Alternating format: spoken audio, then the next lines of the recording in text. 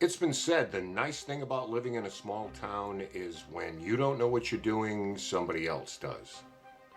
The sense of community and traditional values in a small town make them great places to live and to raise families.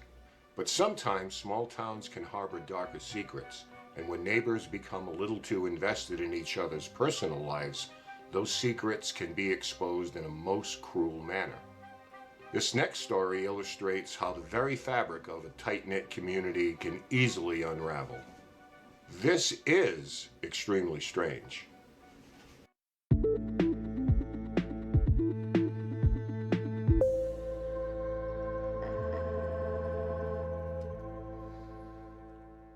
Circleville is a city in Pickaway County, Ohio, located along the Scioto River, 25 miles south of Columbus.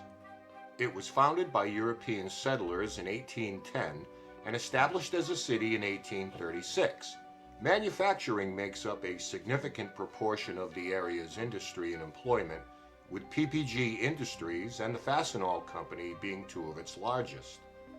One of its most prominent citizens was the late Conchata Ferrell, best known for playing Bertha the housekeeper in the CBS sitcom Two and a Half Men. It's also known for its annual Pumpkin Show, which is considered to be the biggest festival of its type in the United States. Attendance has exceeded 400,000 for the 4-day free event. By every estimation, it's a close-knit community exhibiting typical Midwestern charm. Certainly not the type of place one would expect a sinister element to exist within its borders.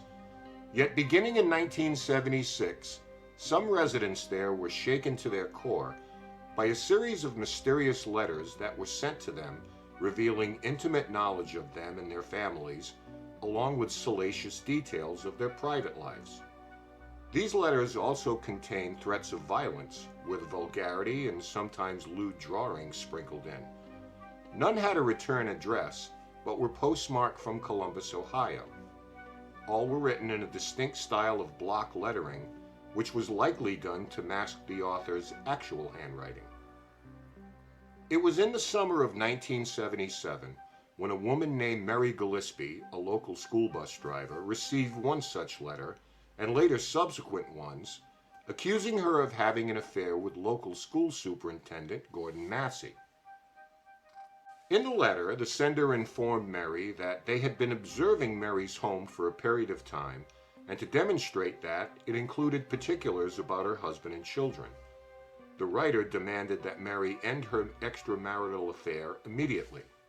Shaken, Mary kept the letter and its contents to herself, but did inform her husband Ron of its existence, while swearing to him that the accusation of her affair with Gordon Massey was false and nothing was taking place between them.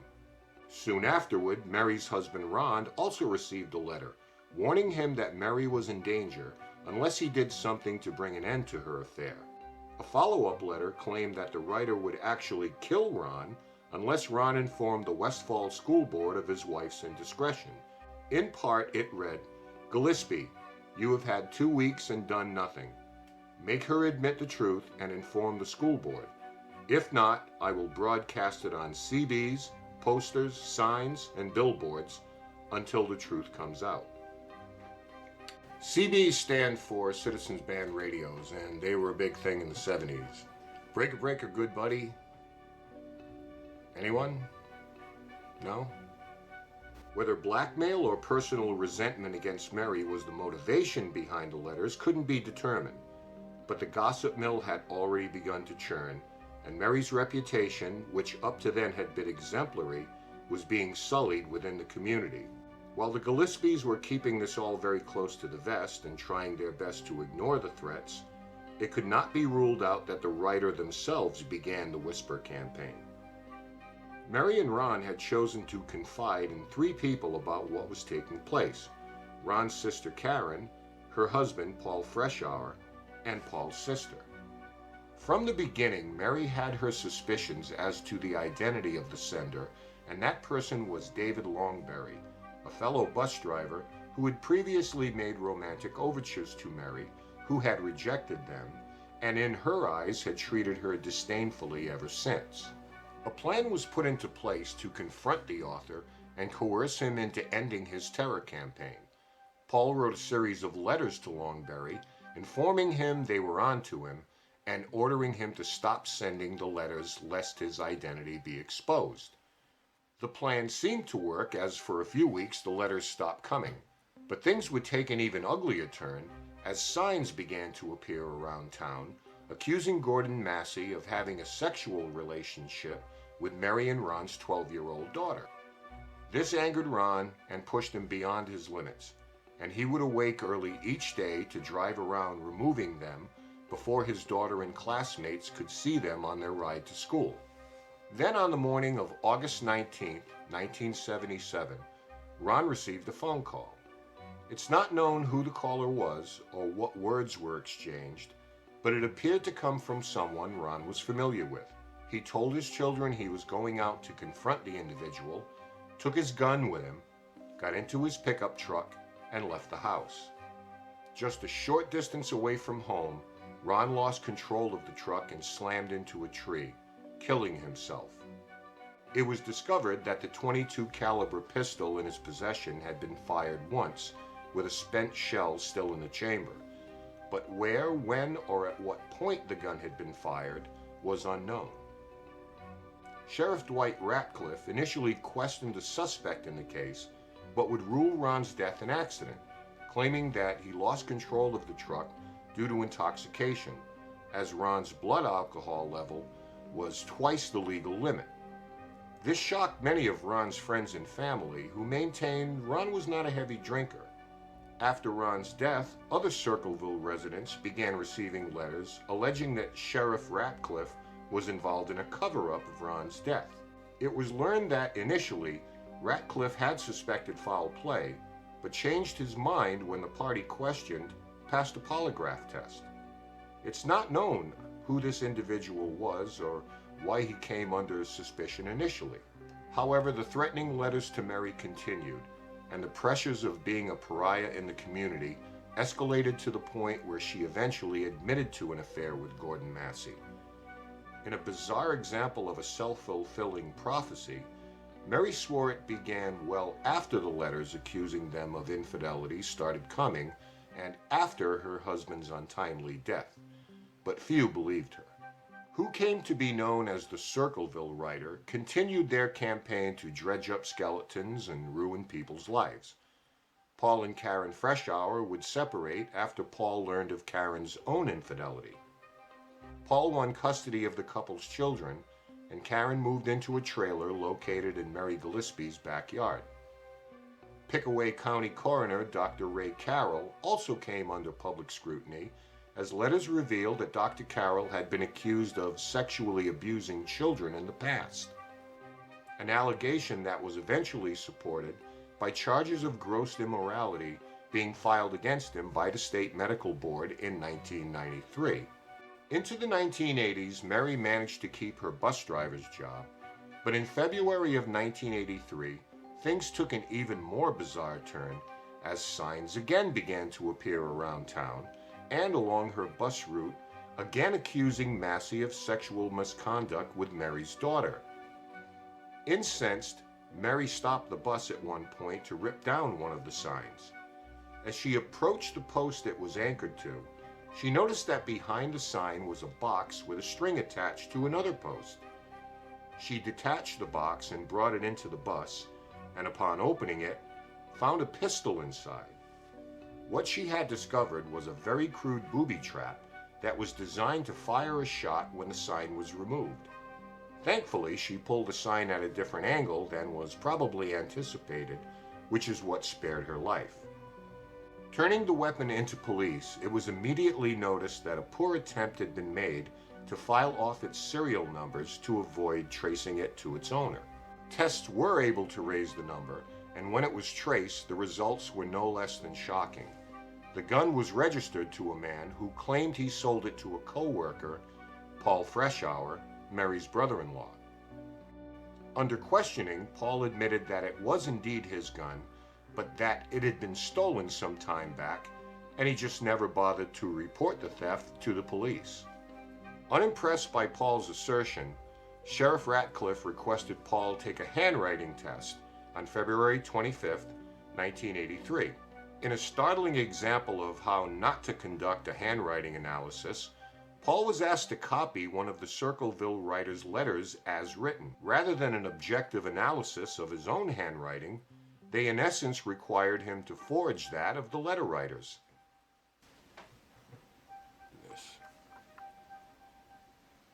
Following this investigative snafu, police accompanied Paul back to his house, where he pointed out the garage where he kept his weapon. Afterwards, they returned to the courthouse, where Paul was charged with attempted murder and placed on a $50,000 cash bond. During his trial on October 24, 1983, a handwriting analyst originally hired by Paul's defense team actually testified he believed that Freshour was the author of the Circleville letters. Paul's employer testified that Paul was not at work the day the booby trap was discovered. On advice of counsel, Paul never took the stand on his own behalf, even though he claimed to have an airtight alibi as to his whereabouts that day. Though he was never charged with sending the letters, Paul was nonetheless found guilty of attempted murder and sentenced to 7 to 25 years in prison. Both Mary and Karen, whom he had now divorced, claimed they were both convinced it was Paul who wrote the letters. Paul was said to be a model prisoner, so much so the warden there was skeptical that he was responsible for writing them, yet local authorities were absolutely convinced that he was responsible for everything. If you assume that would be the end of the letters, you'd be wrong. They continued even when Freshour was incarcerated. Some of the new wave of letters were sent while Paul was in solitary confinement with no access to mail at all. They displayed their usual sordid details, with one accusing the prosecutor in Paul's trial, Paul Klein, of the murder of a pregnant schoolteacher. The writer threatened to exhume the victim from her grave and mail the bones to the police unless Klein admitted to impregnating the woman and murdering both she and her unborn child. As before, they were all postmarked Columbus, Ohio, yet Freshour was imprisoned in Lima, Ohio. The letters were also received by residents in other towns and cities in central Ohio. A growingly frustrated sheriff's department conducted at least 3 sweeps of Paul's cell, but found nothing suggesting he was sending any letters to anyone.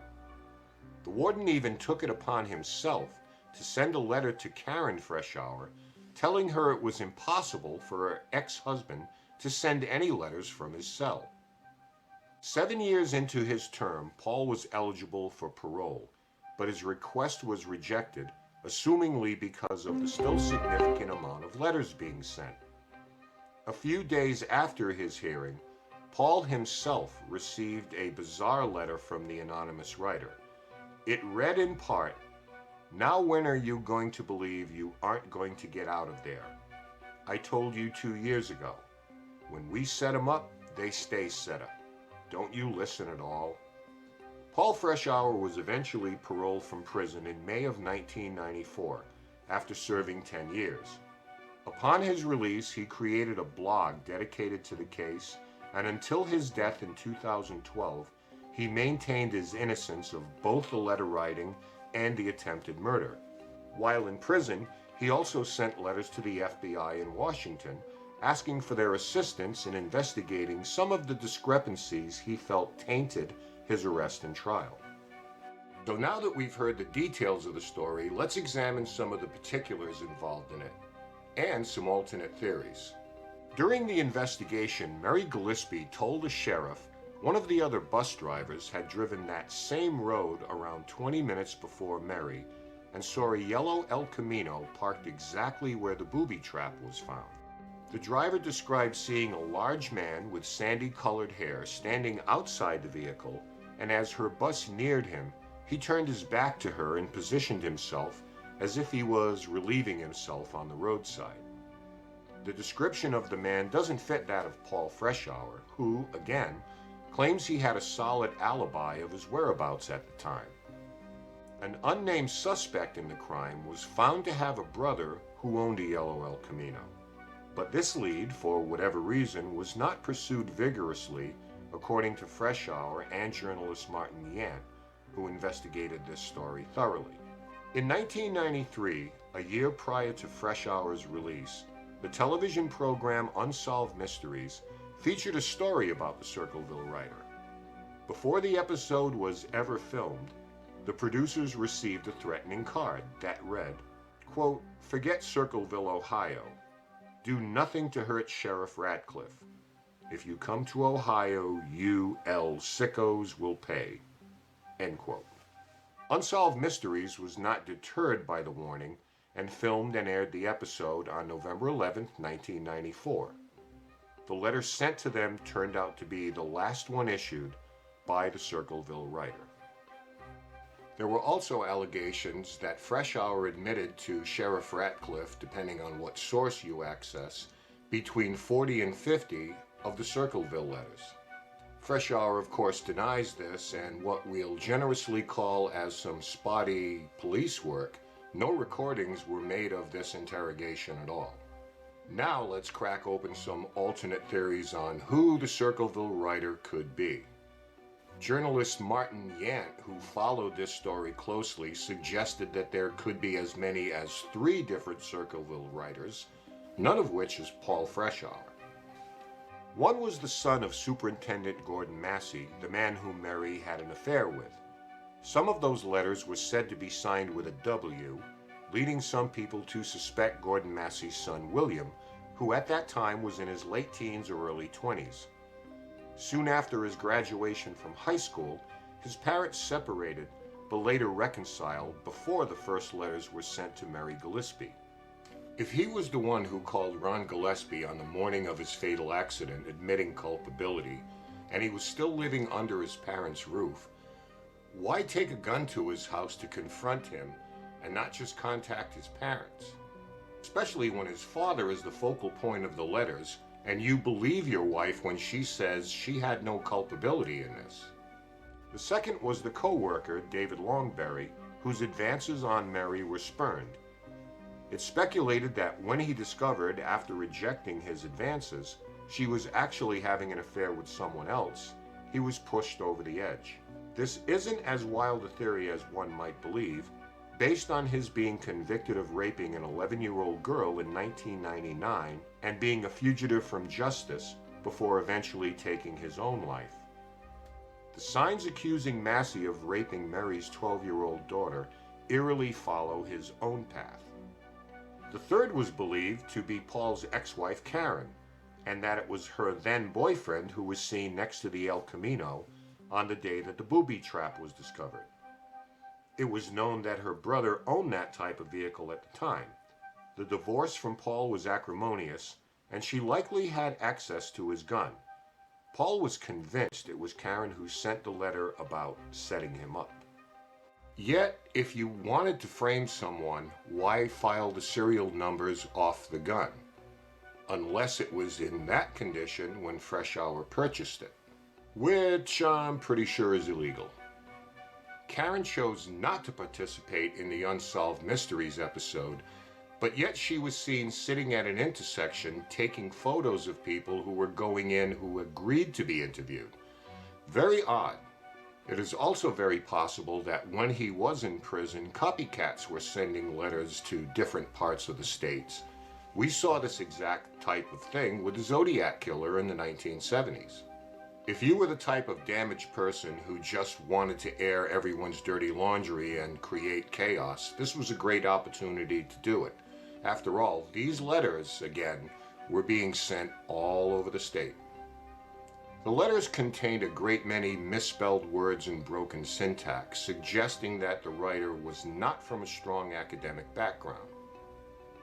Unless someone with a strong academic background wrote them in that manner to throw everyone off the scent. No. Mary Ellen O'Toole is a PhD who has spent a career at the FBI studying the criminal mind until her retirement in 2009. She has interviewed, helped capture, and delved into the psyches of some of the world's most infamous people. Gary Ridgway, the Green River Killer, the Collar Bomb case, a bank robbery and murder of a pizza delivery man, Ted Kaczynski, the Unabomber, and the Zodiac serial murder case. Dr. O'Toole also worked the Elizabeth Smart and Natalie Holloway disappearances, the Columbine shootings, and many other high-profile cases. Her insights on the Circleville writer case are quite fascinating. She feels that whoever the writer is, quote, flies under the radar, end quote, and is someone few people would suspect. The writer was clever, deceptive, and manipulative, and pinning down their actual gender is difficult. However, there might be a tell contained within the letters. As the writer numerous times refers to being, quote, the boyfriend of a woman, end quote, perhaps that term is an overemphasis to make one believe it's indeed a man, leaving open a good possibility that it is in fact a woman sending them. Dr. O'Toole inspected 98 letters and felt that the author was not a highly educated person based on language quality and sentence structure. She noted that Paul Freshour was a manager at Anheuser-Busch and possessed a master's degree. In her opinion, the writer was enjoying themselves, is quite callous, and doesn't mind inflicting psychological and emotional harm upon others. Perhaps they know the difference between right and wrong, but consciously choose wrong. In their normal life, they were most likely a bully and an intimidator. While she didn't rule out Paul Freshour as the writer, she also feels that anyone who valued their secrecy probably would not risk setting a booby trap in a public setting, and perhaps it was someone else taking advantage of the situation.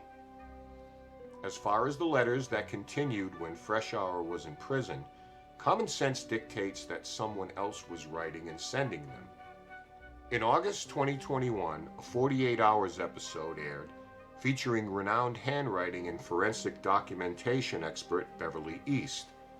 She concluded without a shadow of a doubt that the police had their man from the beginning and that Paul Freshour was in fact the letter writer. She pointed to key characteristics in the Circleville writer's handwriting that matched Freshour's to prove her point. Claiming it's number writing that often pinpoints a match, she used as an example a zip code written by Freshour with an ambiguous number 3 that might also be a 2, numbers that also appear on the envelopes sent to recipients. But let's not forget that Freshour was asked to copy the handwriting style by Sheriff Ratcliffe in that weird and amateurish attempt at handwriting analysis. How Freshour was able to write and send letters while he was in prison is unknown. The notion that he may have had an accomplice while he was in prison is far-fetched to be sure, but considering all the details of this story, would it shock you? In the end, there's a real possibility that no one will ever know the identity of the Circleville killer, barring a deathbed confession. And while no one is being sent any letters anymore, speculation runs rampant as to who the identity of the writer was. In a weird sense, though, the main objective of the letters was accomplished, with neighbor not trusting neighbor, families being torn apart, and reputations forever ruined. And while you hate to put it this way, in the end, this is a case where the bad man or woman won.